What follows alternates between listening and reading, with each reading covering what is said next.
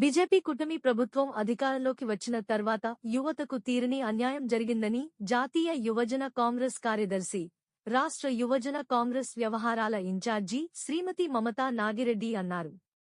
Andhra Pradesh Congress committee అధ్యక్షురాలు YS Sharmila Reddy ఆదేశాల మేరకు మంగళవారం కర్నూలు జిల్లా కాంగ్రెస్ పార్టీ కార్యాలయంలో కాంగ్రెస్ పార్టీ జిల్లా అధ్యక్షులు మాజీ ఎమ్మెల్యే, టీటీడీ పాలకమండలి మాజీ సభ్యులు పరిగెల మురళీకృష్ణ గారి అధ్యక్షతన యువజన కాంగ్రెస్ సమావేశం జరిగింది.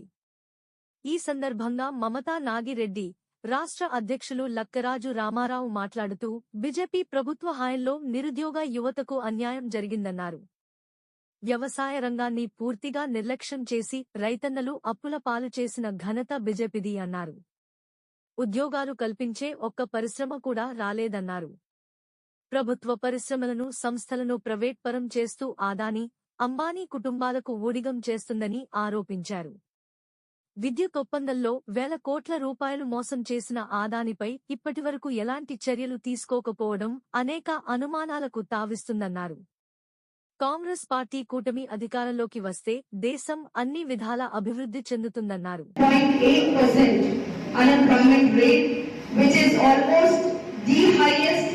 in the last 45 years.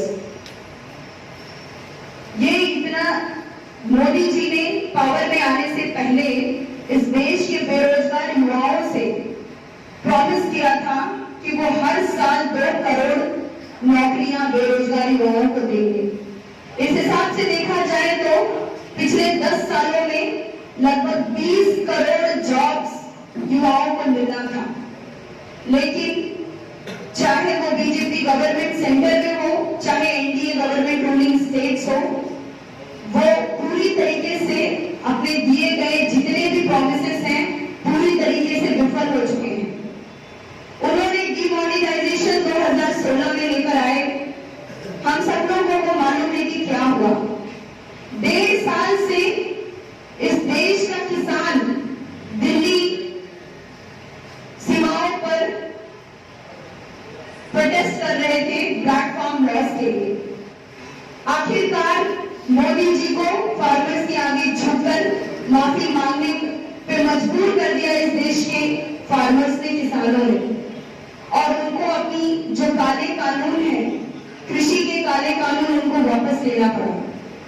उसी तरीके से देखा जाए तो प्राइवेटाइजेशन जो एक अहम मुद्दा है और आज हमारे देश में अनएम्प्लॉयमेंट का मेन मुद्दा बना हुआ है. जितनी भी संस्थाएं हैं वो कोशिश में लगे हुए हैं कि वो अडानी और अंबानी को हक में दे दिया जाए, जिसको हमारे पूर्वजों ने, बहुत सारी पॉलिटिकल पार्टी ने और कांग्रेस पार्टी ने सोशल वेलफेयर के लिए और सामाजिक न्याय दिलाने के लिए स्थापना की थी. लेकिन आज ये स्थिति है कि मोनोपोली सेटअप है. अदानी का रिसेंट में जो स्कैम है, हम देख सकते हैं कि अदानी पूरी दुनिया में घूम कर लगभग उनके रिन्यूएबल सोर्स और प्लांट को सेटअप करने के लिए 6,500 दैट मींस 6,500 करोड़ का फंड उन्होंने इकट्ठा किया. और बेसिकली यूएस में भी उन्होंने काफी फंड इकट्ठा किया which was in some hundreds of crores of money. He bribed 2,200 crores of money to the Indian officials to get the plant established here in India. मैं आप लोगों के माध्यम से बीजेपी गवर्नमेंट से ये सवाल पूछना चाहती हूँ कि एमएसएमई जो हमारे माइक्रो स्मॉल एंटरप्राइजेस हैं, after corona they are struggling to reestablish themselves. So उनके लिए आपने क्या कार्रवाई करी? उसी तरीके से देखा जाए तो कर्नूल में आज हमारे डीसीसी प्रेसिडेंट से हम डिबेट कर रहे थे, हम उनसे जानकारी ले रहे थे, तो हमें पता चला कि कर्नूल में अधिकतर लोग एग्रीकल्चर पे डिपेंड करते हैं और यहाँ पे इरिगेशन फैसिलिटी हो या ड्रिंकिंग वाटर फैसिलिटी हो, आज तक उसके लिए कोई समाधान, कोई कार्रवाई नहीं की गई. तो मैं आप लोगों के माध्यम से एनडीए गवर्नमेंट से ये पूछना चाहती हूँ कि फार्मर्स के लिए आप लोगों के पास क्या पॉलिसी है? आंध्र प्रदेश के बारे में बता दो तो आंध्र प्रदेश 7th स्टैंड करता है ऑल ओवर इंडिया में फार्मर सुसाइड केसेस में.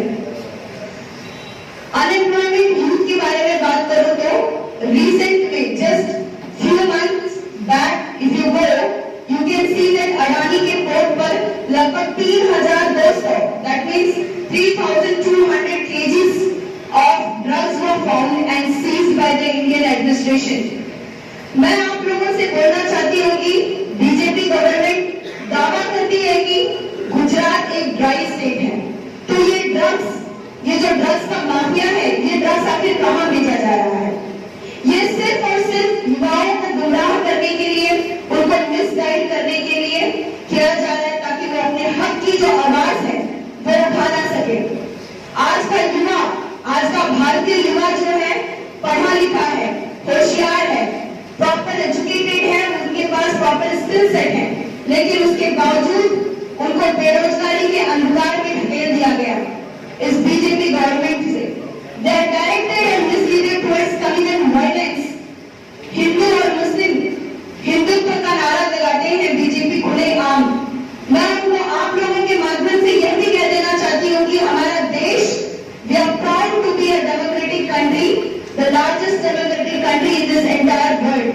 तो आपकी जितनी भी नीतियां हैं वो सब विफल करने के लिए इंडियन यूथ कांग्रेस पूरे जोरों से फाइट करेगी, चाहे वो हमको ग्रास रूट लेवल में जाकर भी फाइट करना पड़ेगा, चाहे गली से दिल्ली तक, चाहे स्ट्रीट से लेके सड़क से लेके सांसद तक हम आंदोलन करेंगे और भरपूर तरीके से इस बीजेपी और एनडीए गवर्नमेंट का खिलाफत करेंगे। उनकी जो कूटनीतियां हैं उनका खिलाफत करेंगे। इस देश में पिछले 1.5 साल से मणिपुर में आप लोग देख सकते हैं कि महिलाओं के ऊपर